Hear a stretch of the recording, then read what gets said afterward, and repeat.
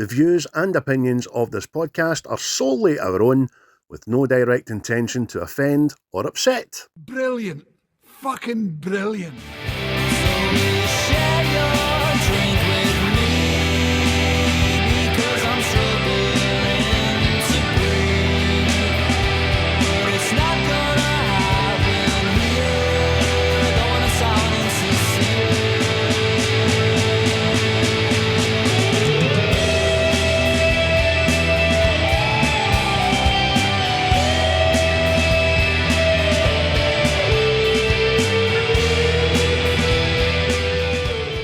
Well, hello everybody. Welcome back to another rip-roaring episode of What's the Script? We're now on episode... a wee dance there for Chris. Episode 22, Series 5, coming towards the end of Series 5. Just this one and another 3 to go. And my name's Craig, and as always, in equal measure, my good friend and co-host, Chris. How are you, bud? I am on top of the world. Looking down on creation is the only explanation I can find. Aye, well, I survived Storm. Was it Storm Ewan? Storm Ewan? I've heard 3 different channels pronounce it differently. I'm not even saying it. Storm Welsh cunt. Oh, I survived that, mate.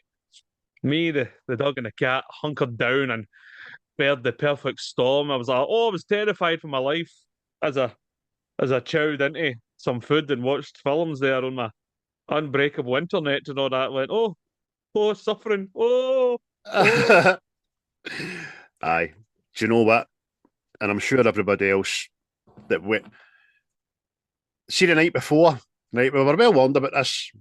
My mum, who was going up to see that night, texts me and says, "Can you get me some dog food on your way home? No bother." Into Asda, and it was like the fucking end of days, mate. It was like COVID. Shelves were empty. People were running about, trolleys full, weeks' messages, months' messages, because we were going to get a bit of wind for 7 hours. Right. I was raging, man. This woman in front of me had a full trolley in the queue, and then her mom appeared with a trolley and cut the queue. And we're all, "Oh, you fucking..."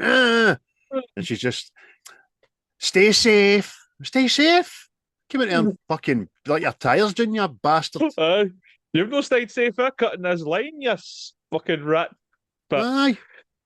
mate, I had the dentist the day before, and I went, well, I'm fucking up here now, so I'll go to Asda and get fucking essentials. My essentials were liver for the dog, twisters for the dog, iron brew, and rolls. And limes, mate. Limes. Get your limes. Limes are on, but you're right. But I was like, looking about, and I'm going, this place is awfully busy.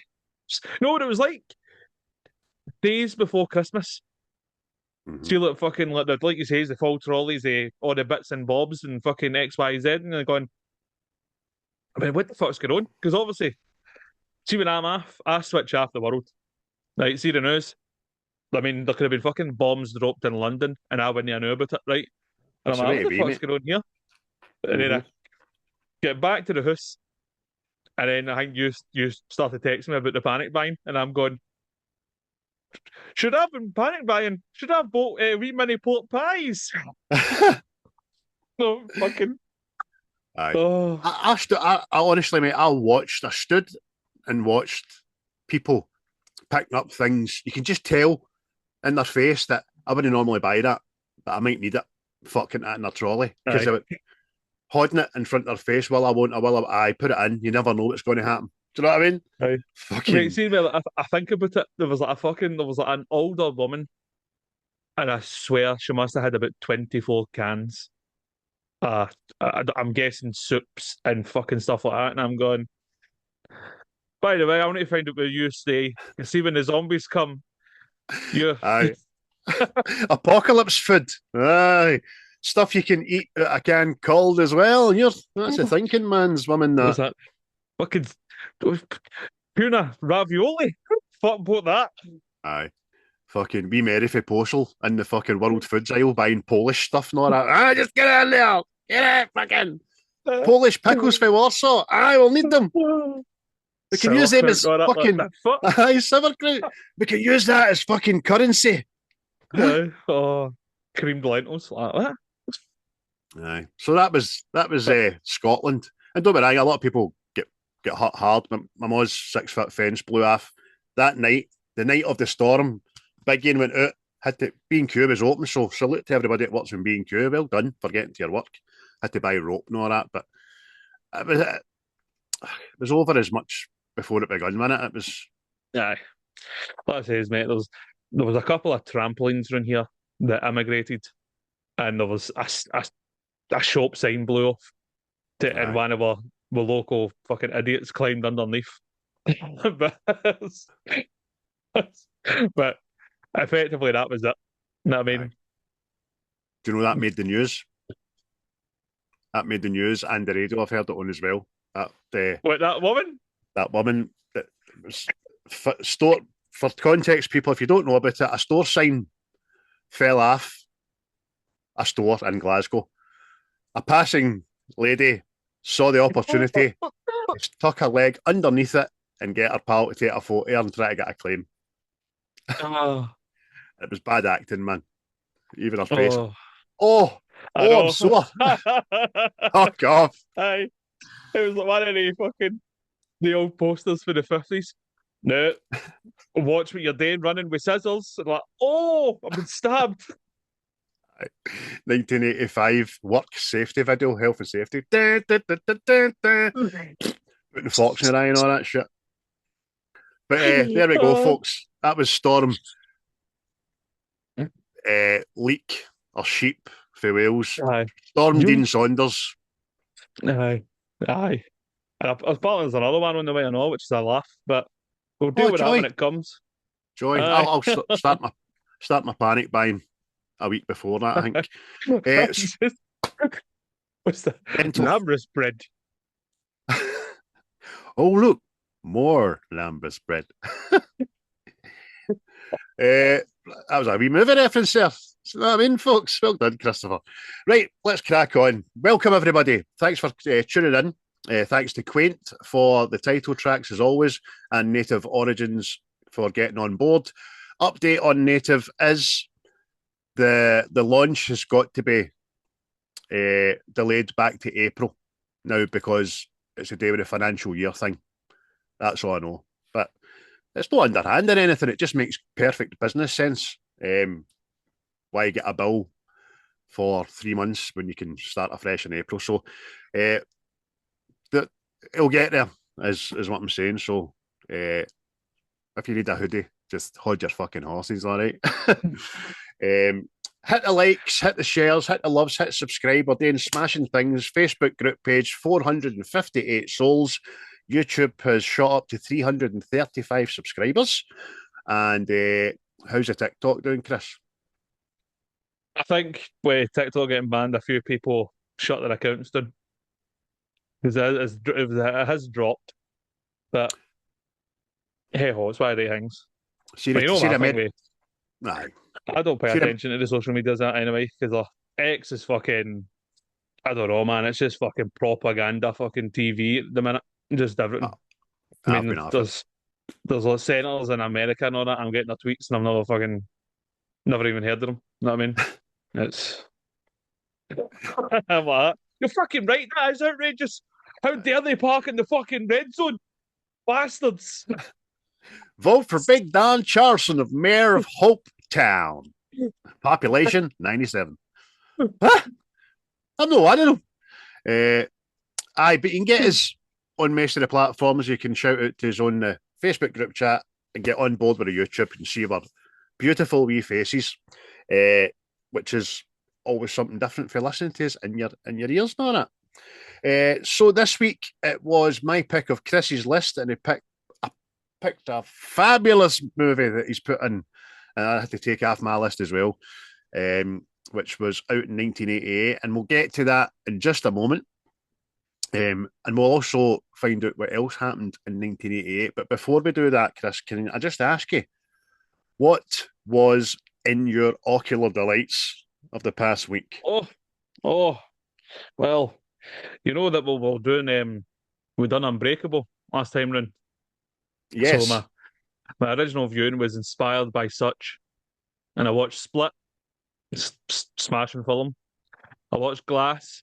That I kind of liked the second time round. Kind of liked it a bit better. Kind of got it a bit more. Um, Followed up by Hancock. Hadn't seen that in ages. That's still smashing.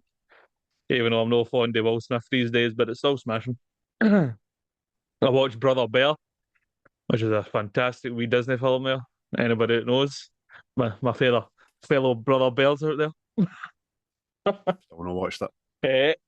Eventually, got to see Nosferatu. I watched Mm. Back in Action on Netflix. I also watched The Animal. And finally, last night, I finished with The Pope's Exorcist, which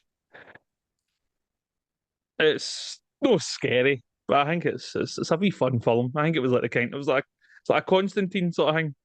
I think it's Aye. they're trying to give us But a real Constantine. a Constantine kind of Van Helsing vibe on it. Aye, yep. But Nosferatu, I knew it was a rip off of Bram Stoker's Dracula to begin with, anyway, right? But visually, it's same thing. Very gothic, very immersive, but largely, Oh, I don't think it met yes. what it was supposed to. I know what I mean. I was expecting to sit down there and go, that was brilliant, but Uh-huh. I just didn't feel that way. So, but I would say to everybody watch it, see what you think about it. You know what I mean? It's the I've guy's got it put there. effort into it. I've got it there to watch. I'll watch it maybe Thursday night or something like that. I've never seen the original, which was Mm. released when the 1920s or 30s or something like Aye, aye. That's what I mean. See, when that came out, it was inspired by Bram Stoker, that. Dracula. Know what I mean? And that film came out, and then obviously Francis Ford Coppola went, "I'm going to make that." Gary Oldman, go on in, son. Go and play Big Dracula. Go on. You'll enjoy Aye. yourself. Annie, he's a song. Aye. Come into these arms again. Shut up, Annie. But that was my ocular delights. Quite a But list, mate. aye, That was a lot. A fucking aye, lot you aye. watched this week. Well, what about yourself? Plus, I watched my Alaskan Bush People, but I've already seen that. I get something for watching people living in the bush. Nothing wrong with that. You just looked out your window and Storm and they seen people fucking walking about in suits of armour or walking their dogs and all that. Walking their Aye. dogs like kites. Hey! Mate, I was so Eh, tempted to start doing Bear Grylls stuff out there aye. like that. The bins are falling over. I've got a full bag. Adapt, overcome, survive. I can use this bin as a shelter. We can make a car out of it. And you mate, smashing. Still diarrheaed Drinking, yourself halfway up a cliff, but didn't you? That's funny. drinking fucking rainwater out of a washing rope. This will keep you alive. Using your ma's good fucking what'd you get washing line as a fucking a belt. I don't know. This week, my ocular delights were taken up by I watched and bust Shrinking season 2. That's fucking great. Absolutely great. Those who know. It's just funny and witty and gets you and all that stuff. Really great cast. Harrison Ford's fucking smashing in it as well. I started American Primeval. I think I'm on episode 4 or something, and that is awesome, by the way. Absolutely awesome. It's raw and gritty and full of bloods. That's meant to be blood and guts. Bloods. And it's quite graphic. So I'm imploring you, Christopher, because you like that sort of stuff. I nearly started it last night, but it was too late, and I went, "Nah, I'll fall asleep and no go back to it." But I might start it afresh today because I'm going to be meeting up with a Canadian on the interwebs, and I can talk to him like, "Hey, listen, you had it rough out there, lad." I started the Jackal. I watched the first episode of that, and it was all right. I don't know if I think I need to be in a frame of mind to get through that, to be honest with you. On your recommendation, I watched Bank of Dave and Bank of Dave 2. Two very good movies, man. Feel good film. The two of them. I watched Nowhere Boy again, which is Aaron Taylor being the young John Lennon, which was a good wee movie. I watched Southern Comfort. Never seen that before, and I Yeah. enjoyed it. Enjoyed it. I didn't know anything about it. And aye, a good premises. And again, that was a bit graphic and a bit mental. I'm just glad that nobody got deliverenced in it. You know what I mean? Because that put me off that movie. That squeal like a pig, boy. I've never seen it since, man. Never ever. And then lastly, I watched 24-Hour Party People, which is Steve Coogan playing Tony Wilson and talking about the rise and fall of the music scene in Manchester, the Hacienda, Happy Mondays, New Order, and all that kind of jazz. Pretty good, pretty good. I liked it. I just thought Steve Coogan was a bit Steve Coogan-y in it. Yeah. I don't know if that makes sense. I do like Steve Coogan, but he's a bit partridgey in it. Yeah. But that was me, mate. That's what I watched. Oh, so much diversity in the film this week. Which is the buzzword of 2024 and 5. Diversity, inclusion. Unless you're a white Christian heterosexual male and no, you can't be included, but no. Oh no, it's about inclusion, but no your lot. All right, okay. Anyway, that's a debate for another day.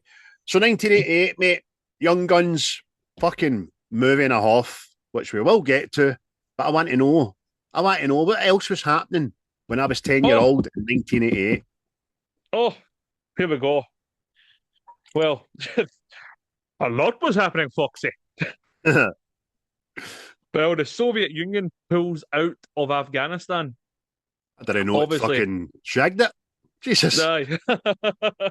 Obviously, because Rambo was in there fucking, here you. Get out. Go on. That's a good shout, that. Fucking behave yourselves. Holland won Euro 88. Oh, so many prizes. Much you like. Also, on a more bummer note, Al Qaeda was formed. Oh. And they're still kicking about there, boys. Still fucking. So with a badge, aye. Like a football team. Founded 1988. And finally, apparently, according to the interwebs, George Bush Sr. wins the vote to become president, as he was the vice president beforehand. So. Asshole. Took us into fucking the golf 2 years later, didn't he? Prick. That's it. But that was your events, your wee quick rundown of events there, because a lot of madness is happening. There was a lot of bombs and fucking, as you can imagine, Afghanistan was going off its nuts. Saddam Hussein was fucking running riot and all that stuff. You know what I mean? But if you wanted to escape the world, right? You went to the pictures. You were in for absolute belters, right? Mm-hmm. We get Beetlejuice, Hey! Die Hard, Hey! Coming to America, Hey! Twins, Oh! Who Framed Roger Rabbit? Oh. They Live. Oh, Jesus! I'm not having that. I'm saying that's 1987. Oh, Mississippi Burning. Oh. Big. And a wee animated delight there that tore many hearts. The Land Before Time. Oh, what a fucking list that is, by the way. Well, they had to make shit. Oh, Jesus. That's a binge. I'm going to listen back to that and fucking put it on a playlist for myself. That's brilliant, that. But if, like, most times you go to the pictures, you go, you know what? I'm not ready to go home. I'm not going home. Oh, no, look at him. No, keep me. Where will we go? Where will we go, Agnes? I know where we'll go, Betty. We'll go up to the discotheque. And we'll shake our chamois. Hey! But when you're up there, you walk in and right away the DJ has got The Only Way Is Up by Yaz on. So that's you away already. Hey. But it gets better, mate. Gets better. Keeps going. The buzz does not stop. Because we'll go, I Think We're Alone Now by Tiffany. Oh, fucking smash it. I Owe You Nothing by either Bros or Bros, however you want to look at it. Ross, mate. Ross. We'll get out of my get out of my dreams and into my car with Billy Ocean. Oh. I Should Be So Lucky by Kylie Minogue. And Heaven Is a Place on Earth by Belinda Carlisle. So, Oh, Belinda. Oh, my crush. My crush. so you're up there like that. Oh, geez it. Oh, what a Oh. fucking B playlist that was. Oh, Jesus. Oh. But then you went home. You went home and you turned on the news Oh, no. and you went, oh no, some people have left us. But because we went back to 88, I've also brought in some buffs that Oh, good man. didn't cheer me up, but I'll let you go with it. So Heather O'Rourke died as the wee lassie for the poltergeist. Oh, we talked about her, didn't we? Aye. Aye. Enzo Ferrari, he died. We get Judith Barzey also died. She was the wee lassie that voiced the wee lassie in All Dogs Go to Heaven. Tragic story, by the way. If you Google that, that'll break your wee heart there. Oh. Roy Orbison also left us. He stepped up and played. Uh, Only the lonely. Anne Ramsey, the bad ma for the Goonies, she also left us. Oh, throw mum off a train, mummin. Aye. Jesus. But to counteract the deaths, stars were born. So Rihanna was born. Huh? Adele was born. Mm. Emma Stone was born. Mm. Rupert Grint was born. Glenn Powell was born. And Tyson Fury was born. Oh, that's a challenging link. So some people died, some people were born, but aye, that was a wee rundown of 88 there. I'll tell you now, the highlights was the films and the tunes. Oh, no half, mate. That was a smashing, factual, in-depth investigation you done there. Well done. I can't believe I'm 10 years older than all the people that were born, but no, that's well. Just got a notification. Oh, my TikTok shop delivery is out for delivery. Oh, excited. I thought you were going to say there's Adele and Rihanna text me. They say not to worry. You'd still get it, Big Bruce. You'd still get it. So, Young Guns, mate, was on your list. It was also on mine. Why do you like Young Guns 1988? Tell us a wee synopsis, actually.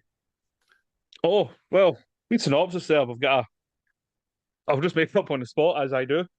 We've got a man there, a nice man, Mr. Turnstile, Mr. Turnstile there. He's Turnstile, like Mr. Turnstile. What was it? Like, I'm gonna take these boys in. I'm gonna make them hired hands, and I'm going to educate them. I'm going to better them. And then there's a big bastard out there called Murphy. He's a greedy man, a corrupt man, an unjust man. But he says, I'm getting rid of him, and we'll be young charge hands here, regulators, decide to get revenge, but they get deputised first and then decide to go because we've got Billy the Kid here, you know what I mean? But effectively, that's it. It's somebody's wronged, and we're going to right this wrong in old Western fashion. But, aye. Is that you, That's is the it? reason I liked it, mate. Mate, I remember it for way back. And you're talking like VHS, big, massive boob tube telly. See that thing? It's soon used to go, oh, it's a flat screen. Oh, is that one of the flat screens? No, it's the front of it's flat, but see the back of it. The back of it's like the arse of the Titanic. If you take that screen off, you could reverse a fucking Ford Focus into it.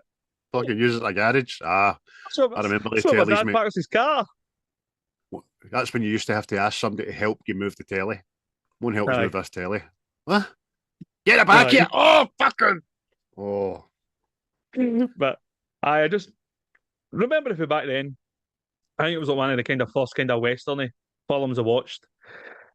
And it's also hilarious and all that we couldn't watch it all the time if my younger brother David was there. Because again, being the household that we were, we had seen The Lost Boys before we seen Young Guns. So my brother used to see Kiefer Sutherland and go, he's a fucking vampire. So that was it. No fuck all about vampires.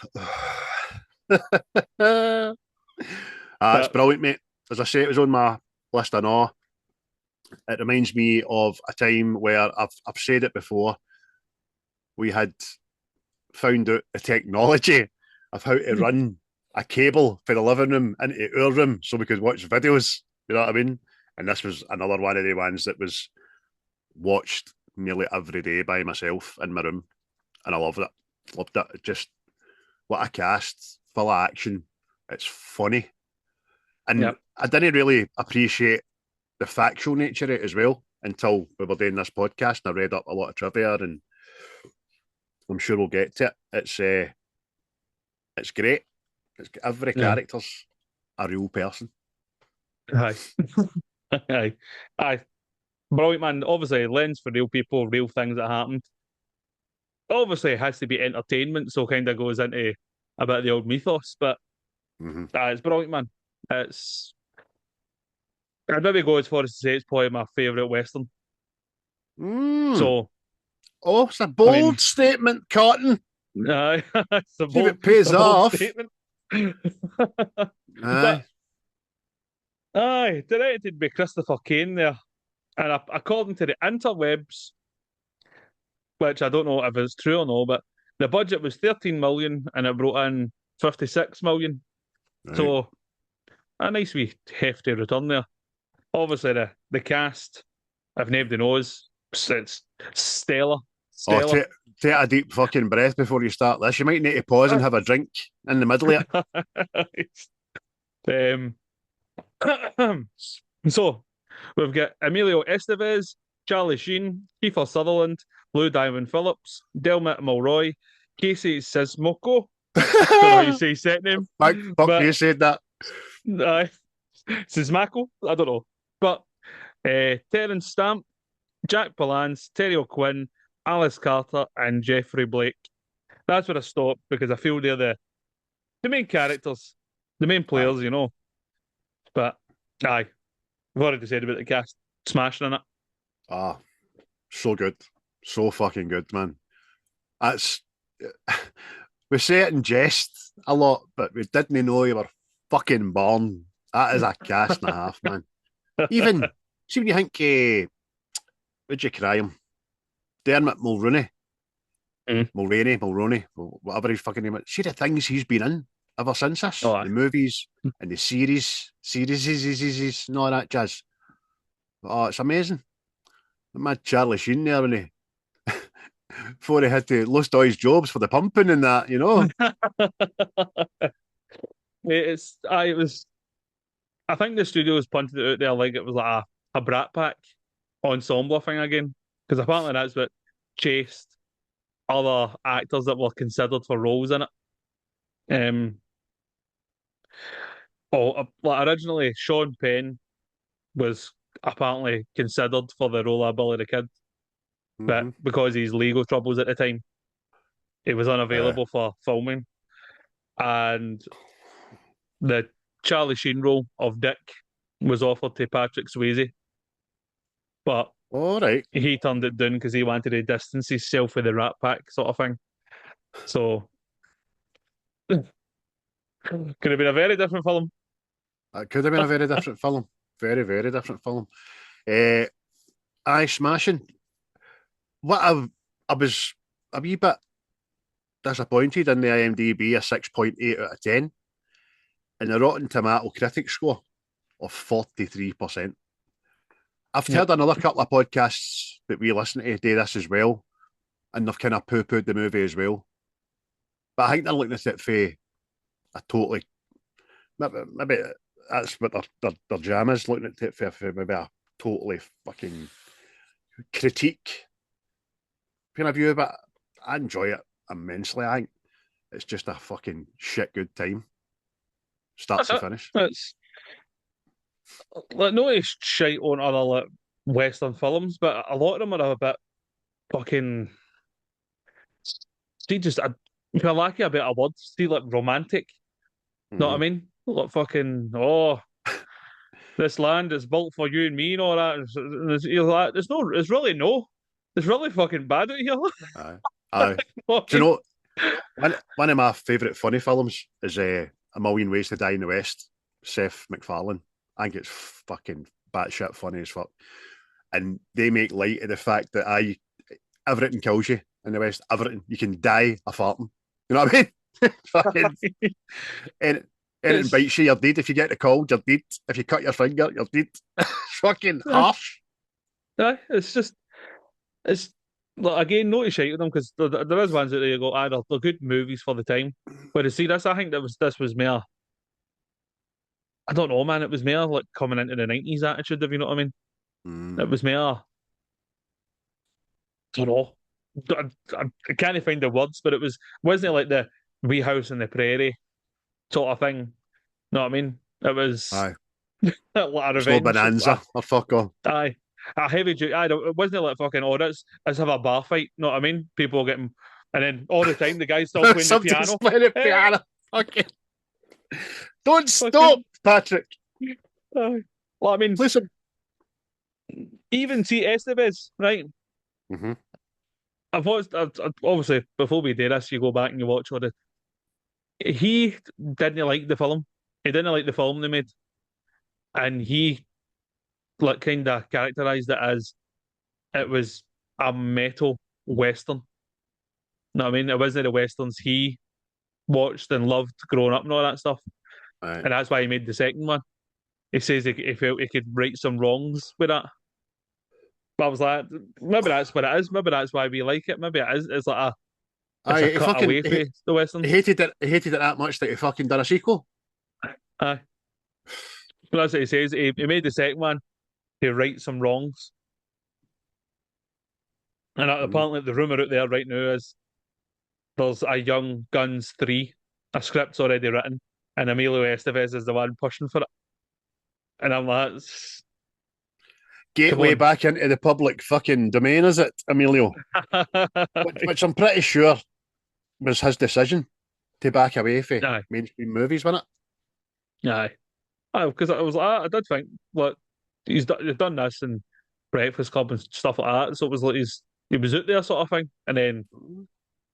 just faded into the background. But Aye, I it was mean a big Josh deal. Hartnett done that and all. He was in everything. He could get any role he wanted and he disappeared. And it was more down to the fact he went, oh, I just wanted to step away. And they're going, all right, well, fair enough. Aye, aye, no, fair play. Because Emilio was a big deal, man. He was in a lot of shit, man. He was done the Three Mighty Ducks and, as you say, Breakfast Club. There was another one. Mm. He was a cop in. He Stakeout. had a part. Aye, Stakeout. That was good, Uh, man. That was funny.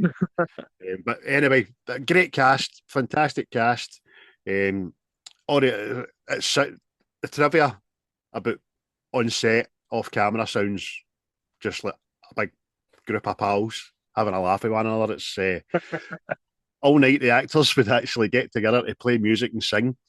When they were drunk, they'd make Lou Diamond Phillips sing La Bamba as he had played Richie Valens in La Bamba in 1987. Oh, Lou, there hang. Hey, shut up, man. Hey, do your favorite song. Just imagine them going, hey, hey. Oh, Oh, the rest is Cowboys. aye. Fucking. Oh. Aye. I was going to say that. Lou Diamond Phillips, it must have been fucking very early in his career when he got it. Again, he was kind of hot property. Just mentioned there, he done La Bamba the year before and done another few things. But again, now you only really see him bit parts and in series and stuff like that. Mm. But I think he kind of had some troubles and stepped away for a period. And I think that's what a lot of actors are feared today. They're feared to step away because they maybe don't Yeah. get back in. But I'm sure the Yeah. boy's happy. I'm sure he's happy. Yeah. Whereas your man there, Dirty Steve, fucking, I was like, I went, where have I seen him before?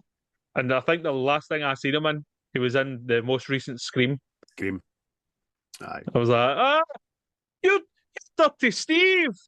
As What, you opposed to a washing your dirt, face with shite? as opposed to being a dirty bastard in the Scream there. You can't. Spoiler alert. If you're not seeing it. Aye, aye. Aye. It's the guy in Scream. I don't know what to say. People are like, I've not seen that. Well, you've had about a year to watch it, pal. You've had a year. Mm-hmm. But it 2 sounds as year, if they maybe. all got on anyway, and they all had a right good time. Aye.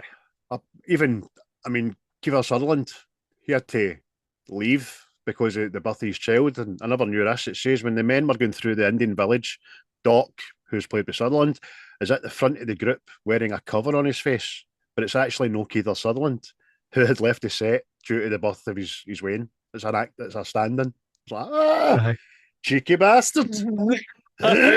He became a dear papa. Aye, and they fucking, instead of waiting for him to get back, they just shot the scene with somebody else in it. But that was Aye. nice. Well, that's it, mate. That's it. But you te you texted me the other night there about a certain cameo in the film. No, I'd known for quite some time, but again, that's because I was fucking just reading up on daft shit. Know what I mean? Assuming I watched a film and I'm obsessed with a film, I'll go back and I'll read fucking so many things about it. But Aye. who's in it, mate? Who was in it? Who was the wee No, secret listen, cameo? you tell the people.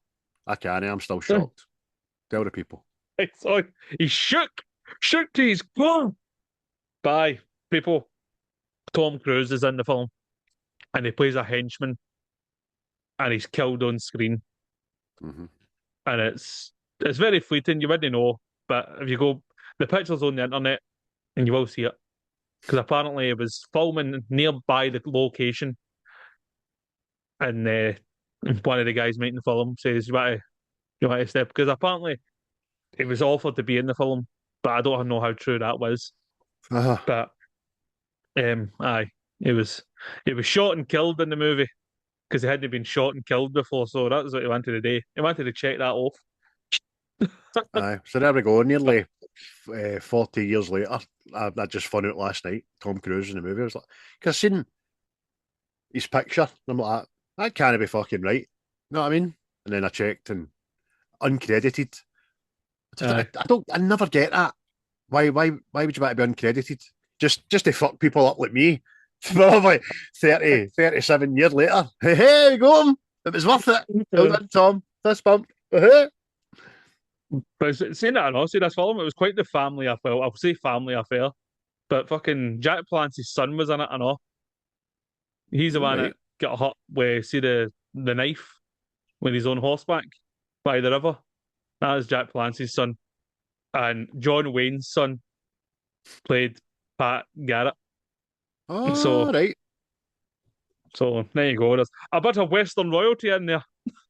No half. And plus the fact, for those who don't know, I'm sure Emilio Estevez and Charlie Sheen are brothers, sons of Uh-huh. Martin Sheen. But yeah, Uh-huh. Emilio didn't like his name. Emilio! Know what I mean? I can't remember what his birth name was, but he got his name changed, which his dear papa must have been fucking delighted about.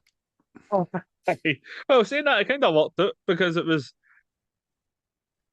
I mean, Charlie Sheen was big, know what I mean, in big films and stuff. So effectively, it would have been Charlie Sheen's brother. Know what I mean? As whereas Emilio Estevez kind of steps out like, "Oh, here, what's your name?" Uh, Probably wanted to make it in his So, own right because his dad was a big deal, wasn't he? Still is. uh, Martin Sheen, oh, Apocalypse Now, and all that. Do you know what I mean? So, aye, but there you go. Quite the family affair, as you said, sir. yeah. So that was bloody good. Mere trivia for the people. In one scene, right? This just lends to the fact that the film was based on true events. Billy reads a report that claims he's a lefty and replies, "I ain't no left-handed." And this is in reference to films, books, and media wrongly claiming Billy the Kid was left-handed based on tintype photography. And anybody doesn't know about tintype, it produces a reverse image, making Billy look like he used his left hand to shoot. So it's like your selfie. It doesn't reset itself. You get it backwards. everybody just assumed he was a lefty. Do you know what I mean? Shows you. Just you saying selfie. To the other night, I came across that song. Let me take a selfie. I was like, why the fuck was that so big, man? It's a shit song. Tell you what, but see when you play it, like when I DJ and I play it just as a buzz, fucking, it's good. It's rocking, man. Because the wee dancey bit is brilliant. Don't me the verses are shocking. So I went Aye. into the room and I said hello and see when Janice came in and blah, blah, blah, blah, blah. What the fuck's going on here? As it sounds like two women It's so full of wretched. Charlie. But what? I ratchet. Two women full of Charlie in the toilet talking. You know what I mean? Mental. Oh, fucking no. Just as you said that, it just popped back into my head there. But, aye. I mentioned Jack Palance's son, but see Jack Palance. He's going to be the fucking. His agent's going to be like, here, Jack, you play a good bad guy. There, go and get work, son. He's like, what am I doing this time? You're kicking a fucking puppy to death. And that's what I'm into. That's what I'm into. Sign me up. That's what I'm into. I know. Plus the fact, I think he just stayed out in the fucking wilderness for a couple of years to do all his movies, man, because he'd done a few out in the fucking Old Oh, aye. West. You know what I mean? Aye. City Slickers and the like. Well, he was in there, no. There's one I watched years ago. It was called Shane. Aye. Oh, fuck, man. He was in that on. I'm going, it's fucking this. It's Big Jack again there. That's how he made his name in all the fucking westerns, the Yeah. 50s and 60s and stuff like that. That big joy has. Well, see what I found out on all the other night? It was actually Marlon Brando's understudy. Oh, It's what a fucking fact that is. it's just I want a wee neat web we weave here. Every time I hear Jack Palance's name, I always think of Seth Rogen in 40-Year-Old Aye. Virgin because he pronounces it Palance. Jack Palance. Aye, Let's but go. tell you, man, he's some guy. He plays a smash because I remember seeing again, obviously when we watched this when I was younger, and I'm going, Mhm. oh, I don't like that man. That man's a bastard. Aye, he's a scary dude. I mean, even the year later when he was in Batman '89 and he plays Aye, Jack, aye, and he's a baddie in that and all, but he just does that. And then, but have we done Tango and Cash? He's Tango the and big Cash. bad in that as well. He's Aye. just got that aura about him that he's an evil bastard. Aye, aye, aye. He's good at his craft. He's good at playing a bad guy there. Aye. But I say this might be my favourite Western, right? And I suppose it is because this is the one I've watched the most. And if I'm going to say somebody to watch a Western, I say watch Young Guns. Young Guns is fucking brilliant. And I watch the second one after it. That's good enough. You know what I Aye. mean? But have you got a favourite Western? It's a good question, mate. Uh, like you, this will be the one that I've watched far more than any other that I can remember. So probably is this is probably my favourite Western if I'm pushed for about it. I just think there's a lot of good ones. Like we done The Unforgiven, didn't we? That was great. Aye. We done Tombstone. That was great. Yep. And I've got a lot of love for Django, which isn't really a Western, but Aye. it's kinda a Western, but not really. Aye. But I know there's a good Aye. few out there. But I'll say this as well then. Even though I was so surprised at you saying it, I've just realised it's mine and all. Aye. You got me, you big bastard, you got me. Oh, what's that? Oh, we badge of convinced. Do you know another great thing about this movie, which I didn't know, apart of Trevor as well, was not one fight scene in this movie was choreographed. Every single fight scene was ad-libbed. Do Brilliant, you know man. how fucking mental that sounds? Like, right, listen, we're going to do the scene. Act like cowboys. Beg your fucking pardon? Aye. Punch me. What? Punch me. Uh, So mate, it just shows you. see, another thing talking about the fight scenes, because I think it was like, see, all the gun battles and everything. Mhm. Apparently, somebody in the props department, right, went, we'll stuff like porcelain into the guns, sort of thing. We'll pack it. So, see when they shoot, the gun sounds are bigger, like the bangs are bigger and all that, right? But what would happen is pieces of like porcelain would get fired through the air. And it was like, this might be a bad idea, lads, because I think there was two. I think Emilio Estevez, he got hit in the face, had to go and get seen to, sort of thing. Know what I mean? You're going, who the fuck signs off on this stuff? That's just a guy that Uh, got that. We need we need to make this seem real. Somebody has to die on this set. was Alec Baldwin an executive producer on it, I perhaps? was like, this is Alec Baldwin all over again. You're right. Who comes up with these crazy batshit ideas? Mental. Telling you, man. Had to say as well, like virtually all movies about the events surrounding the Lincoln County War, John Tunstall is depicted as an older, sophisticated man. Tunstall was, in fact, in reality, only 24-year-old when he was murdered, younger than most of his own regulators. Josiah Doc Skurlock was 31 at the time of Tunstall's murder, and Dick was 27. Only 20-year-old Billy, the kid, was younger than John Tunstall. I was quite surprised at that kind of fact as well, because obviously he's played by the wonderful Terence Stamp, who'll always be General Zod to me. He's portrayed as this older, wiser gentleman who's just wanted to do good business and take in these Yeah. talented young men, as he refers them to. I suppose it lends gravitas to the role, makes it more believable, doesn't it? In the Oh, film. aye. Oh, 100%, aye, because it was like fucking. If you've got a young guy there sitting playing this role, you're going, why should the people be listening to this guy? You know what I mean? And it also kind of hits. Obviously, spoiler if you've not seen this, but he gets killed. This is what kicks off the whole fucking thing, sort of thing. But it's like, I feel as if he was a younger guy that got killed, I don't think you would feel about it the way you do. Because it feels like the father has been killed. Know what I mean? It's got to say that. See when he gets killed, there's a slow motion that him going backwards and played fucking George Michael. I will be your father figure. Yeah, Emilio fucking greeting. Aye. But it's see talking about that scene, mate, it's fucking you're like, oh, this is shady, this what's going on here? Know what I mean? And it's like that thing it happens a lot with me when I watch films like that. This is so easily avoided. It's so easily avoided. Let's see the whole Revenge of the Sith. It's easily avoided. Aye.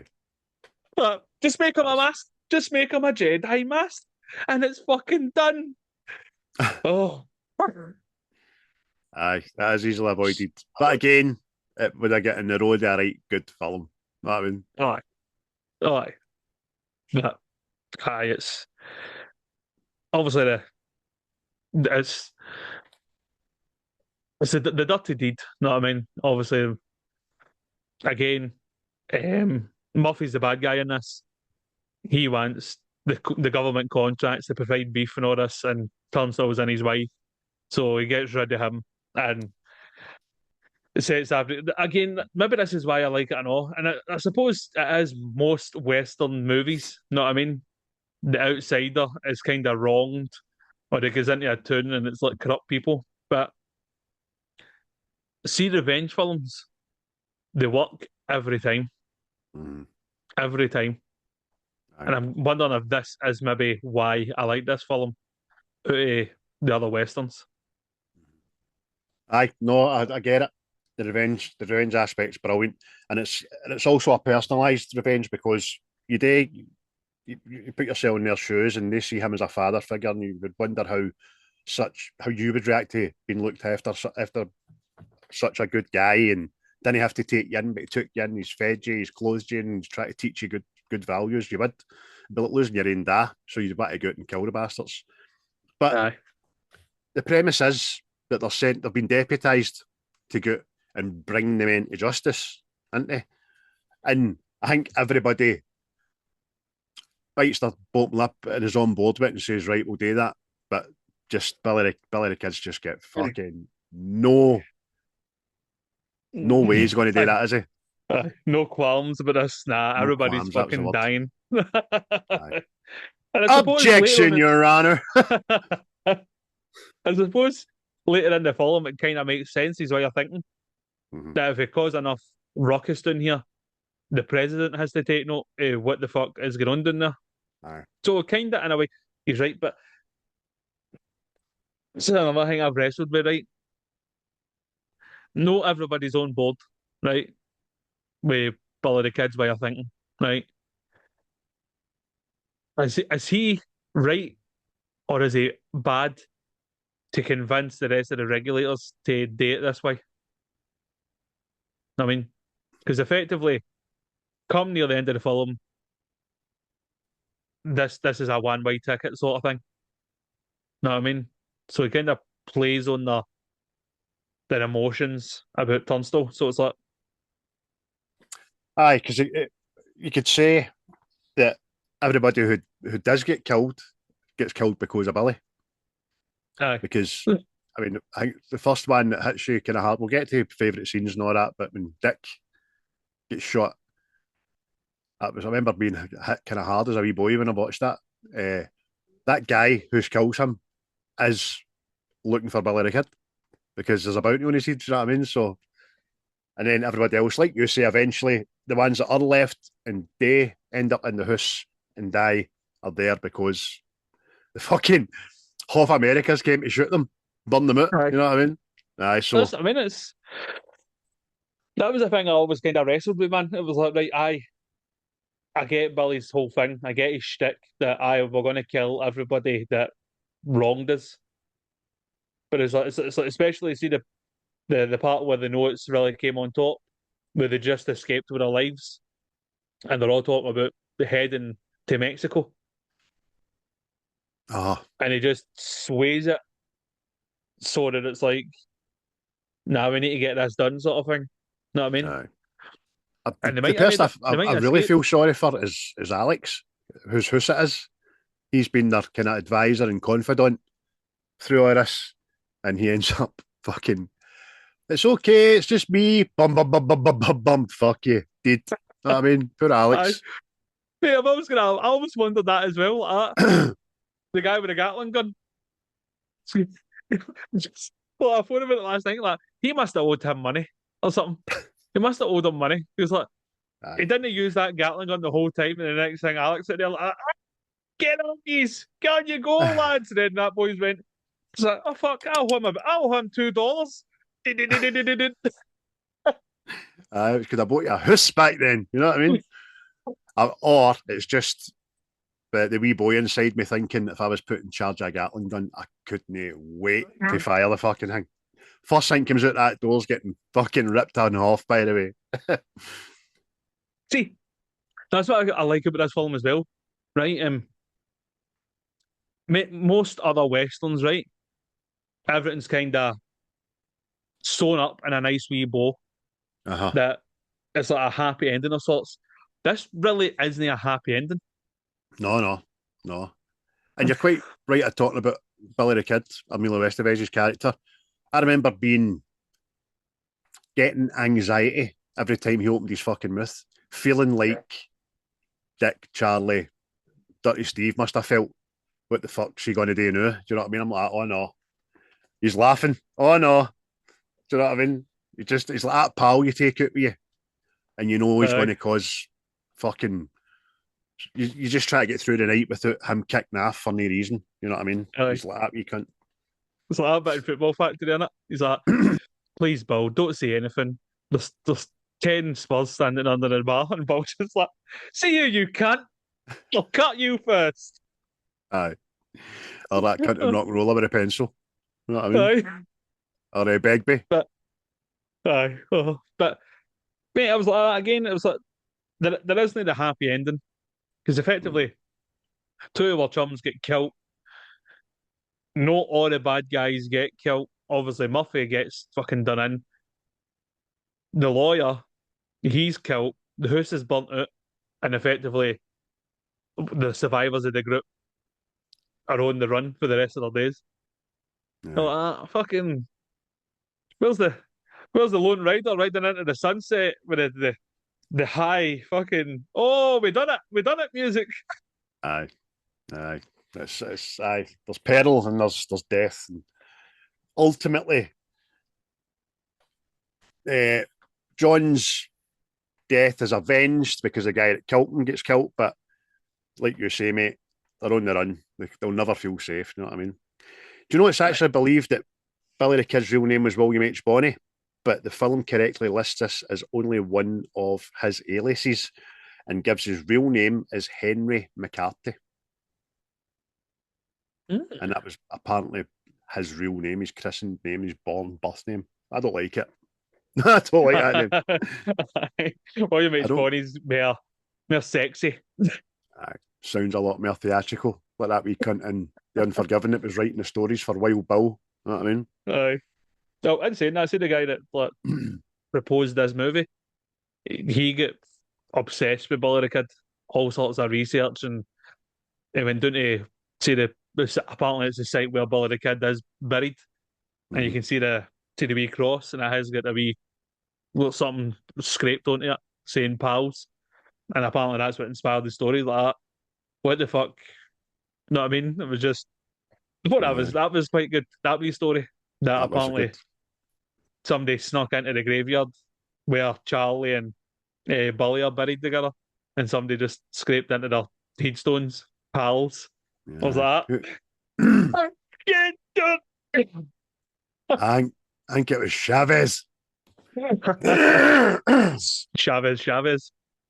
But mate, see the thing is, I know.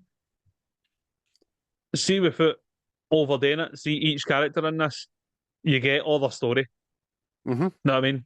And it's that's what we talk about writing now is well, it's shit in comparison.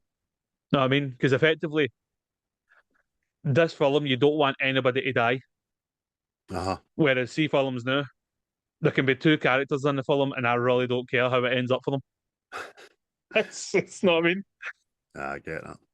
Get that. It's brilliant. It's a camaraderie and their story, their backstory, however little you hear about it, even around the dinner table when you hear where they all came from. They're like, okay, get that. I like you. I like Uh, them all. That's fucking smashing. Plus, there was this whole subtle, like we talk about now how films they've always got a message to push. They've got a Mm-hmm. thing to put out there, right? And there is ways of doing it and all that instead of like blasé in your face and fucking like obviously Chavez's story, how his people were fucking wronged and murdered and all that, and you go, just what just when I thought I couldn't hate that Murphy bastard any more. Aye, Know what I mean?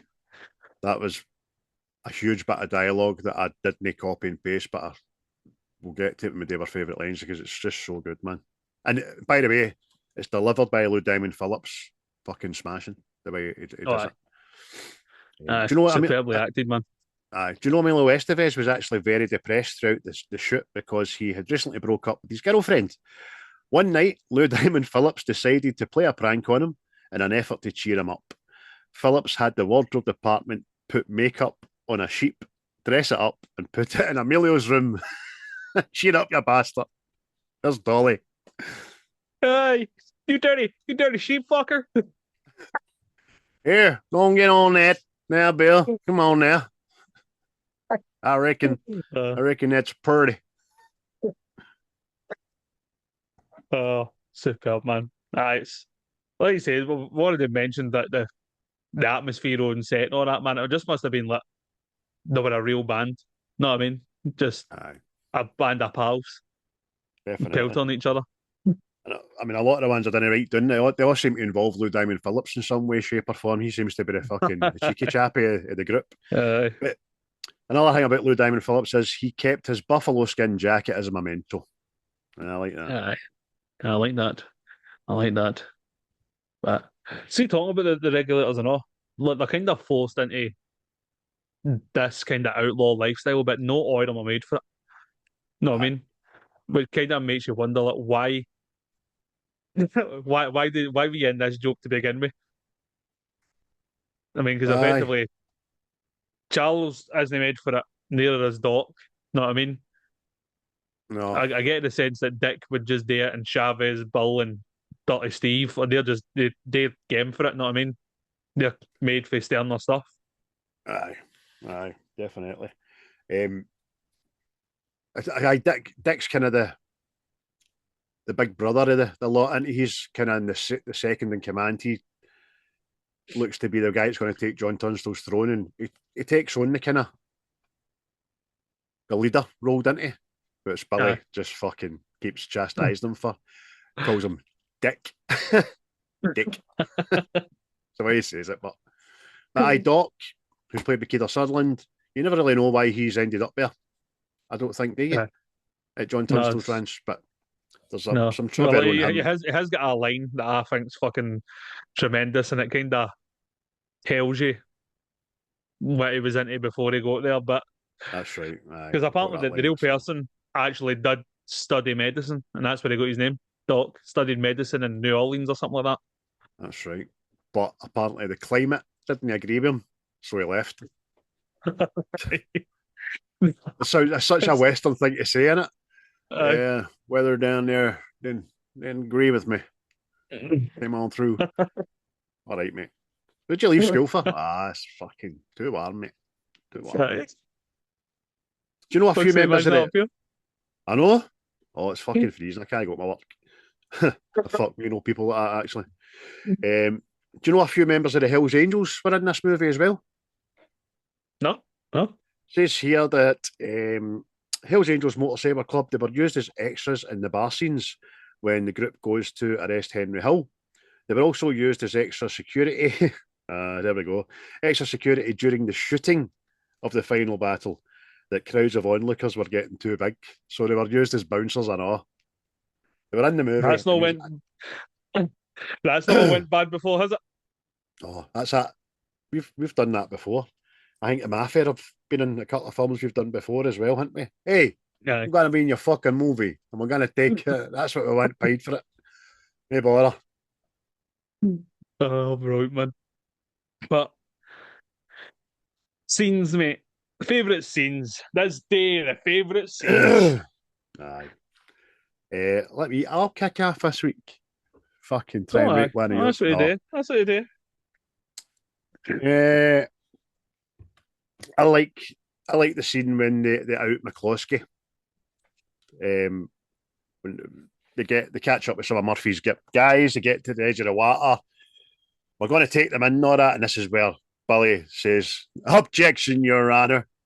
I'm not taking any cunt." And basically, is what he says. He says, "I think we should take them up to Old Creek Mountain top and blow their goddamn heads off." What do you think, Steve? Is Dirty Steve in it? Aye, Dirty Steve. Yeah. He's on. He's up for it. Seems to be the only one that is. And Dick's trying to talk him down. But then McCloskey, who's been riding with him, says, "Hold on now, Billy. I think we should take these and we should ride straight through Lincoln." And Billy is just wise to it. He's like, "Shit, I never seen it. How did I not see it before now? See what? See what? You're a goddamn spy. You used to ride with fucking Murphy and all that. He's one of us, Bill." And then the kid's on. Shit, sorry. Shakes his horn and then just says, "Shit, fucking sorry. I never seen this before." Blows his head off, man. Brilliant. Brilliant You scene, man. see when the blood fucking splatters on Kiefer Sutherland's face, and he's just Aye, fucking.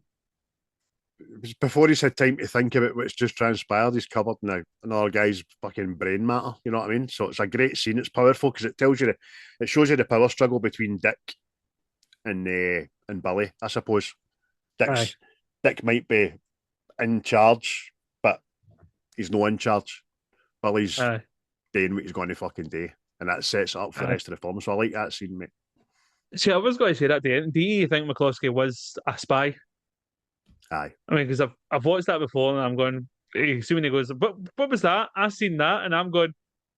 I didn't fucking see it. aye. You know what I mean? I suppose it stems from the fact that Billy will never trust the guy anyway. But Aye. saying something like that, which seems to me to be the totally wrong thing to suggest in that scenario. Aye. He's well, thank you. That's the only excuse I fucking need to blow your bastard head off. I don't like you. Fuck you. Aye. So I've got to think Billy's right. Aye. Aye. I'm, when I watched it again last night, see when he first shows up and all that, and it's like, see the wee look when Turnstile goes into the house, and you're like, is that a fucking, is that a suspicious smile or whatever? And I'm like, I'll side with you in this, that he is a spy, but I was like, I did think going, is this just Bill's fucking paranoia? Know what I mean? Is it better just to get rid of him than now and say that he's seen that, just so people go, all right, Ah, you you must could have be seen right. something then. You could be right, mate. You could be right. I've never thought to question it actually, but aye, it's perfectly plausible. The guy is on side and he has put the Murphy days behind him and all that. And he's looking for redemption, but it was just a batshit stupid fucking suggestion. No, we can't. We shouldn't go east. We shouldn't go. But we should just drive right through Murphy territory. You fucking mental, mate. You talking about why? Tell me why. Exactly. So, Tell me for why. But eh. aye. Yeah, it's a smashing scene, man. Plus I think that's the more brutality stuff I know. See the heat, the blood splatting on Kiefer Sutherland's face. It's like, oh, this isn't like other westerns. That being said, right, I didn't know. I didn't even register this was an 18. This movie. Aye. I don't think it would have been 18 today, but No, fuck sake, this would be a PG. it's when the Blu-ray came through the door and I looked at it. I went, "Fuck me, that's an 18." Yeah. Fuck me, the guy that posted like that. Beg your pardon. Digging my ass. Which one of yours, mate? Aye. Oh well, mate. It's got to be the peyote tripping scene. It's just so fucking. It's funny, man. And an otherwise kind of serious kind of film. It's just funny. Just fucking. I always laugh at Dirty Steve. He's fucking tripping and shooting at stuff and all that, right? But it's just again, see Doc. He's Oh, just called that. She's the flower. I'm her, and he's like, that, and he's fucking. He's just talking that much shit. He doesn't know what he's talking about. aye. And it's great Oh, acting by him, isn't it, Keith Sutherland? aye. Because the joy when he thinks he's came up with a revelation. It's fucking I've all done that in a fucking somebody's kitchen at 4 in the morning. Jesus. Oh. If we ever get Mad Bully, he's obviously fucking about with his guns. I'm the fucking coolest hand in the West, and the next thing throws his gun, and he goes, looks up the way like it's no come back down. Aye. Oh, Superb. man, Charlie, I know. He's fucking embracing the world and just going, oh, this is brilliant. Oh, Aye. And fucking amazing. Chavez knows just to sit and fucking let it be, you know what I mean? As I was saying, as I alluded to earlier on a couple of podcasts, poo-poo this film a wee bit. And they're right, this scene, the reason for them tripping out or having this, there's no reason for it. It's just put in there. It's just they don't do it for Aye. effect, they don't do it for part of the story. It's just a mad scene. But I like it, like you. I think it's fucking great. Aye. Aye. It breaks up the fucking because there can be too much of revenge. Know what I mean? Mhm. There can be too much yet. So see this, I get this, and it gets back to these people, these individuals. Know what I mean? Instead of them just being like bloodthirsty fucking revenge demons. Know what I mean? Aye. And But if there is an excuse for it from me, I would say that maybe Chavez has just read the situation and say, right, boys, we need to fucking let some steam aye, off here. Do you know what I mean? You're right. aye. I mean, it's because even I know, mate. There's a bit that makes me laugh. See when Charlie's getting on his horse and his fucking hair's all over the place, man. And he's just, he's just, mate. It tickles me so much, man. And Aye. then fucking, it's just Dirty Steve. Dirty Steve is in a pure blind panic. He's going, you guys. He's having a bad trip. And then, obviously, it leads to one of the most famous lines in Fucking movie so good, Western man. history, which we'll probably, Oh, I'll let you but say that's man. But in a little bit. I think it's Doc. See, Doc just fucking. He's the way he's having a mad revelation, and it's It's not gone anywhere. And it's just fucking I don't know if it's just because we've been in that situation Mhm. and we've seen people talking shit, no going anywhere with it, and thinking it's a great idea. You're just going, what? Aye. And we've all had the Dirty Steve moment as well when we've had a badging. I remember I thought my pal walked me home to fucking shoot me. When you, what is it? What's doing your trousers? What are you talking about? What is it tucked into the belt and all that? You're a gun on it, you're going to shoot me and all that. Fucking Craig, I walked you home because you're mad with it. No, no, you walked me home. Fucking, what are you looking at my window for? What are you shut the curtains for? Fucking, thought he was going to shoot me. Never had a gun in his fucking life. Oh, mental. Another one of my favourite scenes is the dinner table. They're probably the only time they're all round it and Williams just came on board. There's a lot of grounding in this. I mean, firstly, we find out William isn't a daft boy and he's very literate. He can read, whereas the others are kind of. The man went to the what's that? Toilet and they read like my boy. Do you know what I mean? And then William gets a paper. He said, "I don't want to read." How no? Are you fucking scared and all that? He goes like, and he just rhymes it off like a fucking newscaster, didn't he? And everybody's like, ah, fuck. There's meant to this kid that meets the eye. And then, like Stephen and Chris are winding him up. Do you know what I mean? And then John tells him to stop it, says, like, just for your cheek, used to be doing the dishes, you know what I mean? And then he says, aye, we're sorry, Bill, we're just hacking on you, you know what I mean? No harm intended. By the way, says here you've killed fucking, what is it? I don't know, 13 men and all that. Is that right? Went, aye. Oh no, you killed a man but out west. What did you kill him for? He was hacking on me. The two of them just go, all right, point taken. I think that's fucking funny, really funny. And then dead witty, man. Well written. Aye. Oh, definitely, mate. That's one of my favourite lines in it. Fucking, it's always it's like a put down, but it's like a comedic put down, and then it's more Turnstile sees wee smuck after he sees it. He's going, "That's I like this boy." He's going to be all right this year.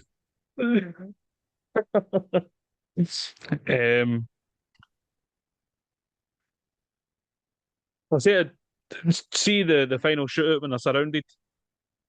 That just stuck with me and all. Watching it, I just thought it was mega. Mm-hmm. The whole siege thing, and then it's like against the odds, but they'll still no give up. See all that shit, man. That was like, oh fucking yes, lads, yes. We'll go out on our shields here. Aye, it lasts a time and all, doesn't it? Aye, and it's like you hear these guys, they must have 40 men up there. Know what I mean? So you're like, and they've handled themselves well. Know what I mean?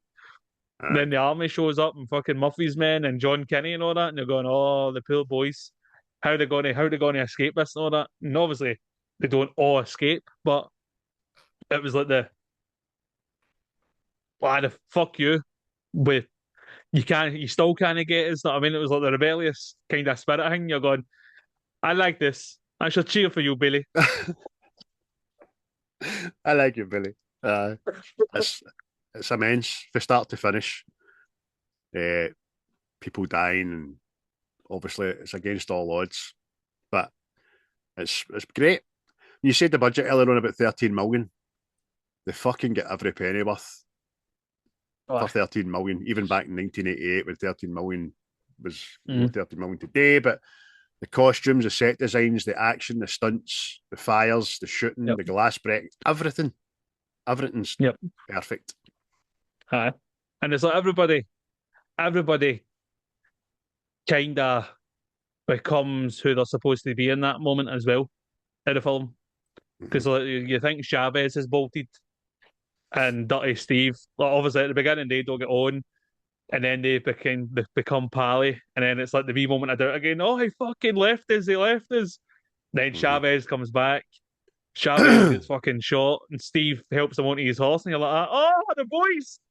Fucking Charlie, he's been a wee quiet pugilist, and he comes out like fucking Arnold Schwarzenegger and starts shooting everybody. You know what I mean? He killed Because Tom Cruise. he get his hole. Fucking delighted for getting his hole. Married the fucking Uh, woman and everything. You know what I mean? and again, Bully's Bully. He's out fucking fighting his end, and even Doc gets his uh, what's her name again? Yen son, Oh, Yen, and Yenson. and they kind of get right off into half, and it's not hanging. So it was like kind of everybody's story gets told, and their full character arc kind of completes it that bit as well. But it was just brilliant, man. See when Bon Jovi was asked to write the title song for Young Guns 2, I bet he wrote it on the back of that scene. Because that is Probably. what Billy wants to go on, is go out on a blaze of glory. Doesn't care Aye. if he's dead or no. Probably how he wanted to Aye. die anyway, in a shootout. Aye. Definitely. But it was, man, it was just the whole thing. Surrounded against the odds, this wee band of brothers sort of thing. Mm. And they still managed to pull it off in a roundabout way, you know what I mean? Aye. Just aye. One of, brilliant, mate. Another one of mine, last one I'll pick is when Billy asks we'll call him a bounty hunter, to touch the gun. The guy doesn't know he's Billy the Kid, and he's just bamming him up into. I'd like, Aye. sure would like to touch the gun that's going to kill Billy the Kid. And the guy's fucking big show off and all that. But Billy empties all the bullets with it, doesn't he? Aye. And by this time, the other regulators are resigned to the fact that this is him. This is what Billy does. They're just sitting there. Do you know what I mean? No getting anxious, no getting nervous. They just say, oh, well, this guy's dead. Fucking smashing. The partner's great. And Emilio Estevez is funny as fuck in it. He's a cheeky wee bastard. He starts Aye. laughing, then he starts whistling and all that. That's amazing, man. As what's it that guy says? It's something like fucking, oh, you're the guy who's going to kill Bully the Kid. And he goes, huh, does a horse push where it wants to? You're like, Aye. Hey, mister, I see him. What? I see him there. He's there. You're a testy little runt, aren't you? man, fucking big massive moustache. Going, oh, he's a handsome fella. He's a handsome boy. Aye. Left-handed. Aye, Oh, left-handed. fucking superb, man. Aye, that's brilliant, man. Again, quite brutal, I know how the guy gets killed. See the blood splatter or there's the ball and all that, and you're going, see, I don't really remember that in westerns. You know what I mean? I remember people getting shot, and they always get shot in the shoulder in a western. Aye. Or in the belly. Takes 2 days for a man to die getting shot in the belly. Any other ones, mate?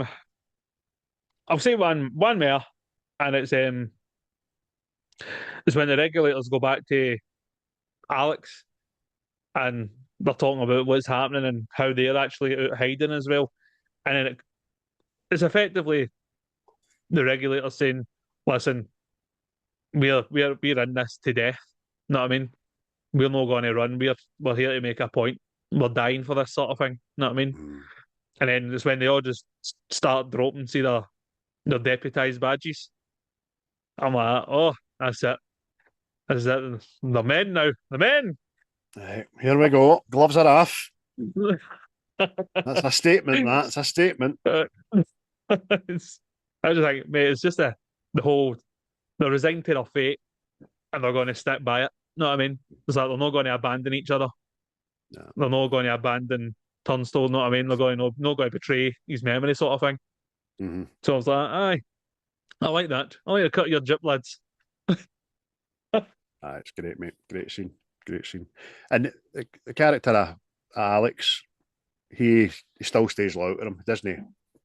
He's always got their back, so he plays a good wee role in this. He's trying to swathe off the government and the army and all that, but obviously it's falling in deaf ears because Murphy's got such a bastard and fucking hold on everything. So, Yep. It's good seeing that, mate. Any more? No. No. I mean, that's me. That's me. Tippity top. Lines, Well mate. then, gaze one of your one or two or three or four of your favourite lines Well, or bits of without dialogue. saying the obvious ones, right? But it's like what I was Fucking saying about Doc. This is when he's trying to get Yenson to join him, and she's like, "No, I'm unclean. I'm not used to young boy for a young man and all that, right? And he just goes like, unclean. I used to ride with the dirty underwear gang in Liberty, Missouri. What's your crew's name? We're the dirty underwear gang. Come again. I know. Who fucking named him? Do you know what I mean? And No, how did they find it? but I was thinking about that last night when he said it, and I'm going like, seeing they were getting chased, there must have been an awful smell of shite coming after them. Maybe that's what it was. Aye. Wonder if Dirty Oh, Steve was in that oh, gang. Aye. oh, yeah, just that tickled me. Plus, another one I'll say, without saying the obvious ones, is when Billy's talking to Pat Garrett and Billy turns his back and he asks him, Garrett, are you my friend? And you're just going, oh, and you just see, because it's more the scene as well, and you see obviously see Pat reaching in for his holster, and then he says, no, mate, I'm your friend. Know what I mean? And they're going, oh, that's because eventually that kind of leads into Young Guns too, and Mm. they've kind of got a decent relationship there too. Know what I mean? So, what about yourself, mate? Give some lines, mate. Give some lines. Eh, we've already done the hacking on you one, which was fucking smashing. Charlie, we work for Mr. Tunstall as regulators. We regulate any stealing off of this property, and we're damn good at it too. Mr. Tunstall got a soft spot for runaways, dareless, vagrant types, but you can't be any geek off the streets. You got to be handed with the steel, if you know what I mean. Earn your keep. So that's going to be summarization of what the Tunstall Ranch is all about. You know what I mean? Aye. You've got to have talent, but you've got to be willing to work for it, and you'll be looked after. You know what I mean? Good. Oh, aye. I'm Are you waiting just for gonna another say- one for me, aye? Say it, mate. Say it. Say it with your chest. Go. You see the size of that chicken? It's the first one up on fucking IMDb, the first quote. You see the size of it. Mate, it's never a times we fucking say that and all, by the way. It is unbelievable. Aye, that is. Oh, That is. It's amazing how you. I think our patter would be fucking shite if it was for movies, man. The amount of quotes, the amount of movies that we can't get through a day without saying is fucking scary, by the way. aye. Know what I It's outrageous. It's outrageous. It's never happened before. Take a seat, young Skywalker. Take a motherfucking seat, Skywalker. I was doing it all night. I was playing Call of Duty, seeing zombies, and obviously I get killed, but you can revive people. But there was too Alright. many zombies, and I'm like, I'm shouting to my mate, "Leave me! There's nothing more you can do." He's going, "What?" I won't leave without you, fucking- master. Doesn't he fucking fight that off, does he? But superb, man. But aye. Fucking, So who would have thought that the line, did you see the size of that chicken, would be one of the most quotable movie references ever in film? Fucking smash. oh, man. Oh, fucking superb, man. Obviously, we were talking about the Chavez speech and talking about how Muffy and that like killed his people. But last week I wrote down two big dialogues, but I didn't do it with this one because it was just it's you need to listen to it and watch it at the same time because Lou Diamond Phillips acts it fucking brilliant, you know what I mean? And you feel for the poor bastard about it, you know what I mean? Aye, you do. Totally. We alluded to it earlier on. It's smashing his deliverance and the hurt in his eyes. It escalates like as the story escalates. Do you know what I mean? Yep. It's fucking smashing. Smashing. Just talking about how Murphy came in and fucking blindsided them and kind of killed his whole fucking tribe apart from him. Oh, that's it. Aye. That was how Muffy got the contract to provide the beef to his people, and all he provided was rotten meat. And so they went out to get themselves a cow, and they made it was an Indian uprising, and went in there and just killed everybody. His mom, his sisters, and all that. And you're going, oh, this is a bit fucking. But the way he delivers it, you watch it, people. You'll probably get it Aye. on YouTube. You don't if you don't want to watch the whole film, you'll probably get that a bit on YouTube. It's smashing.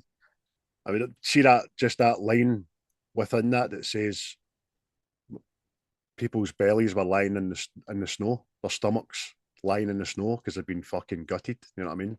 Aye, Oh, aye, and I thought aye. this smelled bad on the outside. And I'll say one other line for Dirty Steve that I thought was fucking brilliant. And it's Charlie's got that. Right after the peyote scene and they're traveling through this wee Indian village. And Charlie goes, why aren't they attacking us? And Steve just goes, they can't see us. We're in the spirit world, asshole. Class on it. They totally believes it, I know. They can't see Oh. us. That's fucking brilliant.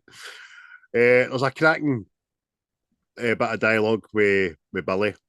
They're holed up, obviously, in the house. And he shouts out, hey, Pippin, see you got Charlie Crawford down there with you? And Pippin says, yeah, that's right, Bonnie.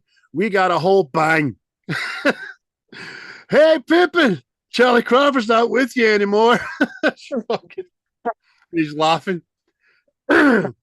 It's just a brilliant wee scene, a brilliant bit of dialogue from comedic as fuck. Do you know what I mean? Aye. Aye. It's fucking.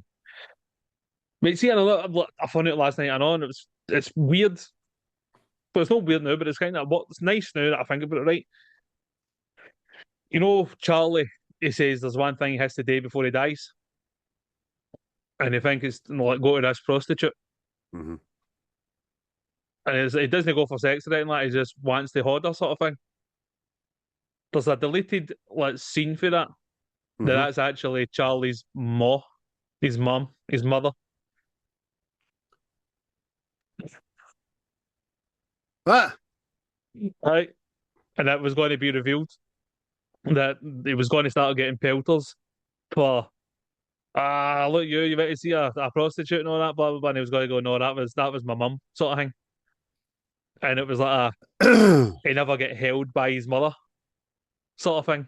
Know what I mean? All You're right. going, oh, poor boy. I thought he wanted to get married because Aye. well, I'm glad that was deleted. That'd have been fucking weird. Very weird. Big old titty.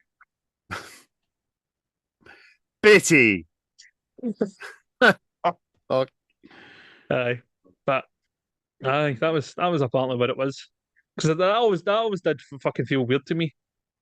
I was like going, why has he got to see a prostitute and just getting her a cuddle sort of thing, know what I mean? Aye. But aye, whatever. Because ends up saying it's his bride, in it. It ends up marrying her and all that because he decides not to. He decides to go out with the boys rather than stay with his bride on his wedding night, and he just says, "It ain't easy being pals, or it ain't easy having pals." Aye. But aye. Any more lines, mate? Any more lines? I've got hunters, mate, but I'll just. Billy's sitting in the bath and he's dictating what this letter should say. Doc's writing it for him. He says, Dear Governor Atwell, I've heard that you will give $200 for my head. Perhaps we should meet and talk. I'm at the Juarez village and the border. Send 3 men and instruct them not to shoot, as I am unarmed. In short, sir, I surrender. Your deadliest servant, William H. Bonney. P.S. I changed my mind. Kiss my ass. Fucking great, man. Aye.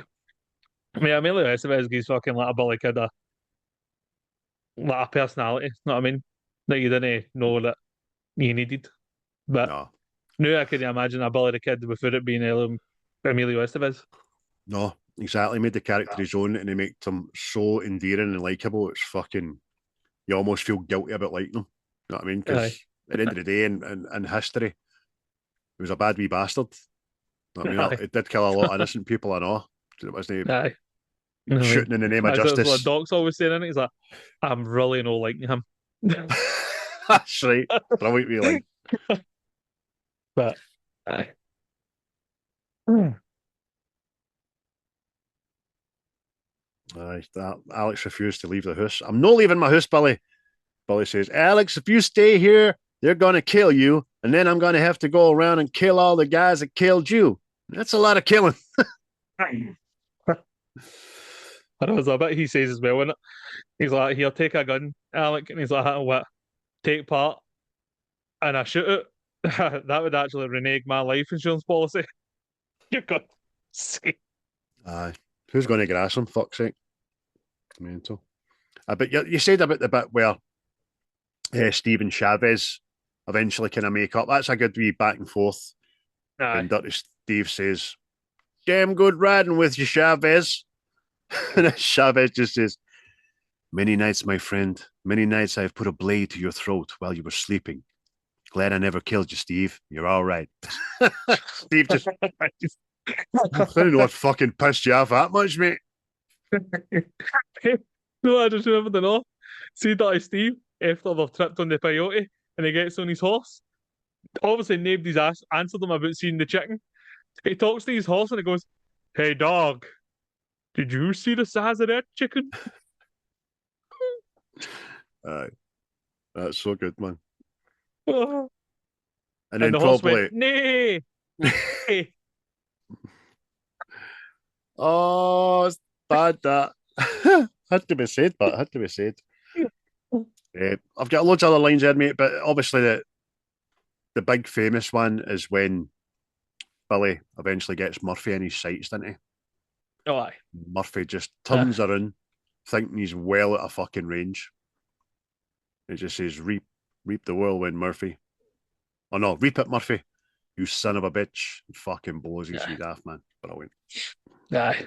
That's it. Because you think, again, what we spoke about earlier, you think this is not the wee happy ending every Western has, no, that you actually think the bad guy's going to get away with it. Because the bad guy doesn't get killed. All his men are still there. Know what I mean? All them that probably killed Turnstile. Even the guy that killed Dick, I don't think he gets killed. Know what I mean? So it's like, ah. But just as he's trotting away, ever so fucking magnanimous, like walking away from all this death and destruction at his hand. Aye, you're right, mate. It's great to see him just turn around. Hey, Murphy! Just turn around and get the fucking bullet right square in the head, man. Smashing. Aye. But have you anything else to say about the movie? No, I would just urge anybody that's not seen it to get it watched because it's just a right good bloody time, man. You'll enjoy it. You'll enjoy it. Great acting, great cast, great bit of action, and a great wee story. Aye, definitely. That's what I say is I would probably say it's my favourite Western. I mean, like the ones we've done like Unforgiven and Tombstone and stuff like that. Even is it The Quick and the Dead? I like The Quick and the Dead for some fucking reason. No, I mean it's just I think this gave like more life to the Western films again. Mm-hmm. Because I think they'd kind of petered it a bit, and this kind of gave rebuff to it. I see the more recent have done Magnificent Seven with Denzel and Chris Pratt and all that in it. I liked that. I thought it was a good fucking movie. And I get panned and all. It kind of made me think is Westerns just is it a sign of this generation? It's just not a thing now. They just don't like it. Don't think they've done a gritty one now. Mm. See for what this get panned. I don't think they've actually done it very, very. See, like Bone Tomahawk. Bone Tomahawk's like a kind of western horror, but that's very fucking gritty, and people like that. So I'm like that going, is that what it is? Nah. Does it really have to be like gritty and show you the really bad side of things now? Aye. So, I just wonder about the golden age of cinema when it was Western. You know what I mean? Or musical. aye. You know what I mean? That's it. It just seemed to be a sign of the times, but aye, they don't get the love they deserve. I'm interested to watch that Kevin Costner thing. I've not seen that, but I've heard good things. Aye. just a lot of people It just kind of never went to see it. drags on a bit. It's just, but watch it. Watch it. People might like it. There's one with Mads Mikkelsen that I've watched. I think it's called Salvation. That was all right for what I remember it. I'll need to watch it again, but I've largely the Western thing. It's I don't know if there's a big market out there for people, but I didn't used to like them, but now I do. Know what I mean? Because I just had it in blue these mad guys and their mad fancy shirts and fucking getting shot and all that fucking carry on. Know what I mean? And it's like, come on, give something gritty. Aye. In fact, nobody should really do. Make Red Dead Redemption a movie, and I bet it fucking takes off. Still never Could played probably it. make. It's smashing, smashing. Aye. I'll need to get on that. I've got this Xbox that I fucking have no time to play. It's mess vexing, let me tell you. So, who's your favourite character, mate? Oh, oh, I'm maybe say Chavez. I'll say That's Chavez. fine. Has it? I thought that'd surprised you. But as I say to you in the text, I said, but he's my favourite. I know. He seems to be. I think Lou Diamond Phillips is a great actor, man. Wish I seen him in more stuff, but in this, he's great. He seems to be at the crux of every important thing or realization or and he's fucking damn good with that knife, isn't he? Yeah, that's it. He's like a character that's been majorly wronged and is within himself, sort of thing. Know what I mean? Mm-hmm. But he tries to get the guys to leave and doesn't work out, and again just doesn't abandon his pals. And then even at the end, when you think he's skedaddled and left them to their fate, he comes back again. Know what I mean? And it's just I like you, man. I like you. Chavato, Billy the Kid. He names him. Know what I mean? Always stuck with me. What'd you get out of 10, Christopher? Well, on my IMDb, it's an 8, and it's going to stay an 8. It's staying an 8. I'm exact same. People may come for me, but come at me. I don't give a fuck who comes for it. Again, we've got these movies on our list because A, we like them, and B, there's a certain degree of nostalgia probably attached to a lot of the decisions that we've made. And this is no different. It just takes me back to being 10-year-old in my room, fucking putting the tape in the living room. It's mental, man. You can almost fucking smell the room, you know what I mean? And know what I'm drinking, probably diluting orange juice and a piece of jam, you know what I mean? Fucking sounds pure. Sugar. Deprivation. Oh, piece of jam, the boy. And diluting orange. Sharing seats. Aye. My wee brother's sharing the room with me, you know what I mean? Good days. Good days. So there we go, folks. That was Young Guns, 1988. A lot didn't come out until January 1989 here. We don't give a fuck about that. 1988, great year. We hope you enjoyed the review. We hope you've watched the film, and if you haven't, we hope you make plans to watch it. It's well worth it. And obviously, it's got a wee fully up there as Young Guns 2, which I'll need to watch because I've not seen that in a bloody long time. So much so that I can't remember an awful lot about it. But I'll watch that in my downtime. Keep following, keep liking, keep sharing, keep subscribing, keep telling your enemies, tell your pals. And big shout out to Seismic before we go as well. Listen to their Dread episode. It was very, very good. And keep going, boys. Keep punching and let Paul out the fucking dungeon, man. Jesus Christ. Aye. Our poor boys don't have any editing away by candlelight. Aye, editing away by candlelight. Plug him in. You've got an hour to edit that, you wee bastard. And the Wi-Fi's going off. Oh, can I get something to eat? Finish that first. You're a dirty boy. Dirty boy. You'll be raging and all because fucking the cow shed at Capello blew away, apparently, in that storm. Oh. It's a shame that. It's a shame. No better.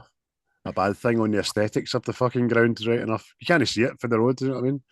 But thanks, everybody. We appreciate. Oh, before we go, it is viewers' choice this week, Chris. Oh, Let me get my list. Where are you, list? I will cheer for you. Fuck, where are you? I deleted that.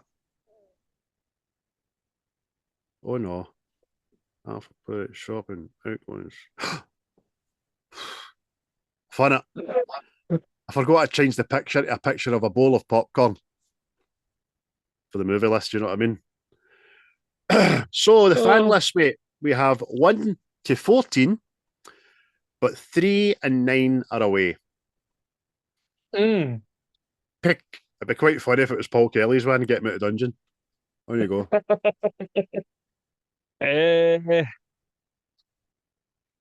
1, 2, 3, 4, 5, 6. There's 6 regulators. So I'll go number 6. Oh, it's a doozy. Number 6 was picked by John Cameron, good pal, and he picked Fight Club. Oh, his name is Robert Paulson. First rule of Fight Club. So that's a great film. I'm actually looking forward to watching that. I've seen that in a wee while as well. Aye. Some great performances. And I even don't mind Helen Bonham Carter in this, who vexes me greatly in most things, but she plays a good part in this, actually. So Vexes me greatly. She does vex me greatly. She's fucking messed her movie careers because she was pumping Tim Burton, you know what I mean? Which we talked about last night when the texts about, his spouse is getting... How fucking weird is that, by the way? I was going to say that. There you go. So I'll reach out to John, see if he wants to come on and have a wee chat with us about it. If we can sync our diaries and all that jazz, and we'll get a date in the diary at some point in the next couple of weeks. But thanks again, everybody, for tuning in. We hope you enjoyed it. And this will be out on Friday. So happy Friday to you all. Yes, happy Friday and enjoy your weekend. Cheery bye. Cheery bye for me too. The views and opinions of this podcast are solely our own, with no direct intention to offend or upset. Brilliant. Fucking brilliant.